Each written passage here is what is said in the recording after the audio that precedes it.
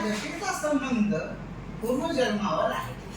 हे जेव्हा महाराष्ट्र ऋषीला जेव्हा कळलं तेव्हा त्यांनी भोग्य महादशाचा काळ काढला. भोग्य म्हणजे काय? की केव्हाचं भोगायचं बाकी होतं? या जन्माचं होतं का मागच्या जन्माचं होतं? ह्या विश्वोत्तरी महादशेचा पण खगोलीय मध्ये तुम्हाला उत्तर भेटणार नाही. खगोलामध्ये सुद्धा महादशा शोधून सुद्धा सापडत नाही. मग ही त्यांनी तयार करण्याचा प्रयत्न कसा केला असा? काय गरज पडली? मानसशास्त्र का महत्वाचं वाटलं? तर असे बरेच उदाहरणं आहेत जेणेकरून तुम्हाला जाणवेल की काय होऊ शकतं. याला बेसिक एकच सिद्धांत आहे ज्योतिषामध्ये. आता पण तुम्ही ऐकलं असेल की हे माहित नाही. कर्माचे फळ कोणी नष्ट करू शकत नाही, पण त्याची समसीमा मी अलीकडे किंवा पलीकडे करू शकतो. कर्माच्या फळाची सीमा अलीकडे आणता येते किंवा पलीकडे नेता येते. हे कोणाला जमतं? या ज्योतिषाचं आध्यात्मिक ज्ञान चांगलं आहे, ज्याला गुरुची आशीर्वाद आहे, त्या व्यक्तीला ह्या सीमा कमी जास्त प्रमाणामध्ये आणता येतात. याचं उदाहरण म्हणजे तुम्हाला महाभारतामध्ये कळेल. महाभारतामध्ये तर तुम्ही पाहिलं शिशुपाळाला 100 अपराध माफ करण्याचं वचन दिलं श्रीकृष्ण. केव्हाही मारू शकला. मारणार तर आहे निश्चित आहे, पण त्याची सीमा मी वाढू शकतो. हे दाखला श्रीकृष्णाने आपल्याला पटवून सांगितले. भीष्म ते केव्हाही मारू शकत होते. त्यांना वाटलं मला आज मारायचं मरून दे, पण त्याची सीमा त्यांना वाढवता येत होती. इच्छा मारली झाली, मृत्यू चुकला नाही. मृत्यू अटळ आहे होणार, पण चुकला का मृत्यू? पण त्याची सीमा वाढवता आली. हे गणित ऋषी मुनींना कळायला किती कठोर त्यांनी तपश्चर्या केली असावी हे फार महत्वाचे. त्याच्यासाठी एक उदाहरण सांगतो. एक जोडपं राहतं, शिवभक्त, पण संतती नाही. नारद एकदा त्यांच्याकडे गेले फिरत फिरत, आणि त्या बाईने विचारलं की मला संतती पाहिजे. नारद म्हणजे या जन्मात नाही, पुढच्या जन्मात नाही, त्या नाही, 7 जन्मात तुझ्या नशिबात संतती नाही. निघून गेले. ती बाई तर स्त्री मात्र शिवाची आराधना करायची, तपश्चर्या करायची. शिव आले एक दिवस भिक्षेसाठी, म्हणजे 5 भाकरी दे आणि 5 मुलं घे.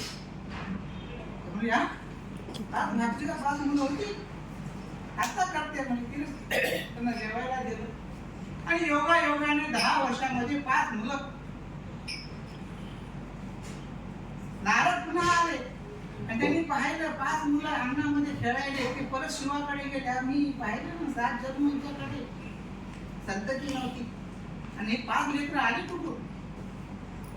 अरे तू 8वा जन्म पाहिला नाहीस का? म्हणजे 8व्या जन्मात तिला 10 लेकरं, त्यातले 5 आता मागून गेले. हे कमी जास्त करण्याचा कालखंड कोणाच्या हातात आहे? हे योगी पुरुषाच्या हातात. म्हणून ज्योतिषाने योगी असायला पाहिजे. कधी कधी योगीचा अंश तुमच्या अंगामध्ये आहे म्हणून तुम्ही या शास्त्राकडे आलेले आहात.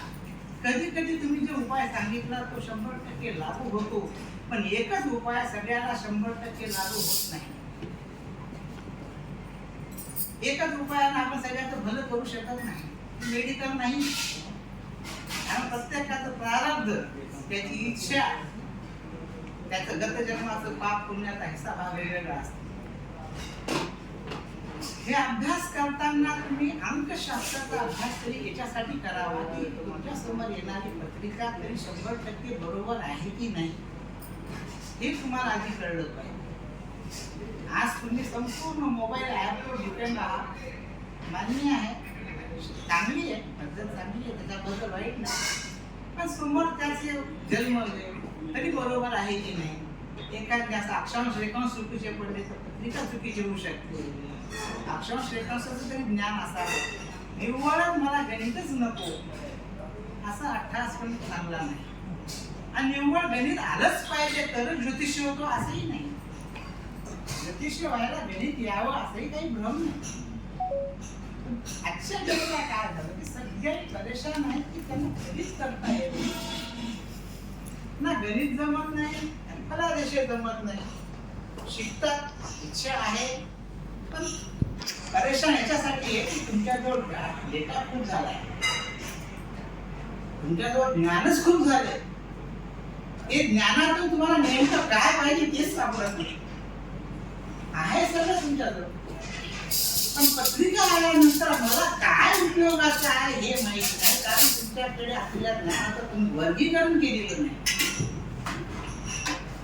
प्रथम स्थानाचं तुम्ही वर्गीकरण केलं नाही. प्रथम स्थानामध्ये असलेल्या ग्रहांचं वर्गीकरण केलेलं नाही. प्रथम स्थानावर दृष्टी असलेल्या ग्रहांचं वर्गीकरण केलं. भरमसाठ ज्ञान घेऊन सुद्धा आपण हुशार होऊ शकत नाही. कधी कधी अल्पज्ञानी सुद्धा चांगले उत्तर देऊ शकतो तज्ञापेक्षा. का तो लिमिट मध्येच अभ्यास करायला, लिमिट मध्येच अभ्यास करतो. हे लिमिट मध्ये अभ्यास करणं फार महत्वाचं आहे. जास्त खोलात जाऊ नका. जास्त खोलात गेलं तरी काही अंतर लागणार नाही. जास्त वर राहणे उपयोग नाही. मध्यम स्थिती आणा. आपल्याला तज्ञ व्हायचंय, तज्ञ व्हायची काही गरज नाही. 12 राशी 12 ग्रह 9 ग्रह एवढा जरी अभ्यास केला खूप आहे. याच्यातच आयुष्य जाऊ शकतं. त्या 9 ग्रहापैकी 2 छायाग्रह सोडले तर 7 ग्रह आहेत मुख्य. माणसाच्या शरीरातली त्वचा आहे ती 7 लेयरची आणि 7च ग्रह आहे. हा योगायोग आहे का ऋषी मुनींनी शोध लावलेला आहे का देवाने निर्माण केलेलं आहे, या प्रश्नाचे उत्तर फार गूढ आहे. महादशेचे वर्ष तुम्हाला कोणी सांगू शकत नाही की महादशा 120च का, शुक्राला 20च का दिले. कालपुरुष कुंडली हा जो कन्सेप्ट आहे हा खगोलीय नाही. याचे उत्तर तुम्हाला भेटणं शक्य नाही. हृदयाचं स्थान जर चतुर्थ स्थान जर मानलं तर या चतुर्थ स्थानाच्या व्यय स्थानामध्ये जेव्हा रवी येतो तेव्हा सर्वात जास्त अटॅक येतात वेळ सकाळची 2 ते 4. काय कसावा बरं अटॅक याच वेळेमध्ये. छोट्या छोट्या गोष्टीतून जर तुम्ही अभ्यास केला तर तुम्ही योग्य दिशेने जाऊ शकाल. पण एकदाच मला संपूर्ण शास्त्र शिकायचं आहे हा अभ्यास पण काही कामाचा नाही. आणि तुम्हाला ज्योतिष्य जर शिकायचं असेल तर तुम्हाला स्वतःची साधना वाढवावी लागेल. विना साधना करता तुम्हाला हे काही जमणार नाही. साधना तुमची खूप पाहिजे. तुम्हाला ग्रहांचे कारकत्व कळले पाहिजे, ग्रह समजले पाहिजे, तरच ती तुम्हाला उद्या वाचता येतील. आणि या सगळ्या गडबडीमध्ये आपण तेवढ्या चुका करून ठेवतो, तेवढे पुस्तकं वापरतो, कोणाचंच आपल्याला कोणाचंच याचं बरोबर वाटत नाही, मग त्याचं बरोबर वाटत नाही, त्याचं बरोबर वाटत नाही, तिसऱ्याचं मग याच्या विरोधातच जातो. ही नियती आहे. नियतीचे प्रश्न तुम्हाला मी सांगतो. गणिताने काढलेले माझे उत्तर बरोबर असून सुद्धा ते चुकले आणि चूक असलेले उत्तर सुद्धा बरोबर आहे. याचं कारण महाभारतातच आहे. युधिष्ठिराने सहदेवाला विचारलं. सहदेव फार बुद्धिशतज्ञ होते. कोण जिंकणार आहे म्हणे या युद्धामध्ये? ते म्हणे भीष्म कधी मरत नाही, त्या द्रोणाचार्याला मारणं शक्य नाही, कर्णासारखा शूर कोणी नाही, अश्वत्थामाला तर कोणी मारू शकत नाही, यांच्या समोर प्रत्यक्ष काळ जरी आला तरी हे कोणीही मारू शकत नाही. मग म्हणे आपलं कसं होणार? श्रीकृष्ण आहे ना आपल्याला, काही होऊ शकत, काही कसं होऊ शकतं? जर मला माहिती आहे या व्यक्तीचं काम होणार नाही किंवा नोकरी लागणार नाही, संतती होणार नाही, पण त्याला जेव्हा आम्ही एखादी उपासना दिली, त्या उपासनेच्या जोरावर ते काम होते.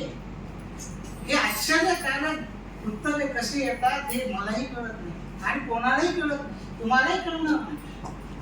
खरंच मी बरोबर सांगितलं ते उत्तर बरोबर यायला हा प्रश्न पण तुमच्यासारख्या तज्ञाला पडतो, ते माझं उत्तर बरोबर कसं काय आहे. पण आपण कोणाचे आभार मानावे हे आपण विसरून जातो. नियतीने कदाचित आपल्याला निवडलं ह्या माणसाला मदत करण्यासाठी आणि ते आपण मार्गदर्शन केलेलं आहे.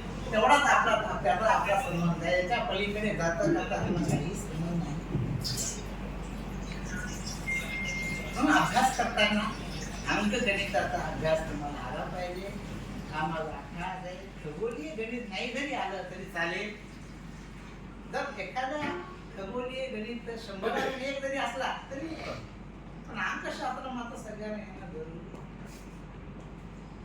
एवढे करून मी माझे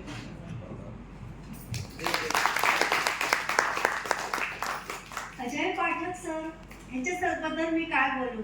त्यांचं सगळं म्हणजे शास्त्रशुद्ध आणि अगदी परफेक्ट. पण तरी पण त्यांनी दिलेल्या एका प्रश्नाचं मी उत्तर देऊ इच्छिते. ते म्हणाले चतुर्थ स्थान आहे हे वास्तुस्थान आहे, परंतु तृतीय स्थानात ज्यावेळी रवी येतो त्यावेळी असं अटॅक काय येतात पहाटेच्या दरम्यान. तर चतुर्थ स्थान हे हृदयावर विराजमान झालेलं आहे आणि हृदयाचा स्वामी हा रवी आहे. जर चतुर्थाच्या वेळात रवी गेला तर काय होणार.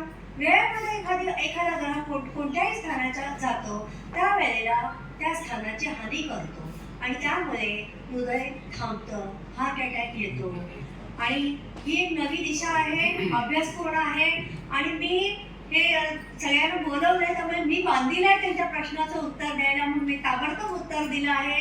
म्हणजे आमचे बाकीचे ज्योतिषी संभ्रमात पडणार नाहीत. आता मी माझं जे पुढचे आहेत ते एकदम बुद्धिमान आणि पटकन उत्तर देणारे, करेक्ट उत्तर देणारे, की ज्यांचं नुसतं फलादेश किंवा त्यांनी सोडवलेली पत्रिका पाहिली तरी सुद्धा जे कृष्णमूर्ती पद्धत शिकलेले नाहीत त्यांना ते वाचून ते अभ्यास करतात आणि त्याप्रमाणे करतात. तर शहा सरांचं पुस्तक खूप मोठं आणि जड आहे, ते धरायला जड जातं. त्याच्यापेक्षा ह्यांनी सोडवलेला कुठला जरी वाचला ना आरामात तुम्ही कृष्णमूर्ती पद्धतीने फलादेश करू शकता. ह्याचं मी जिवंत उदाहरण आहे बरं का.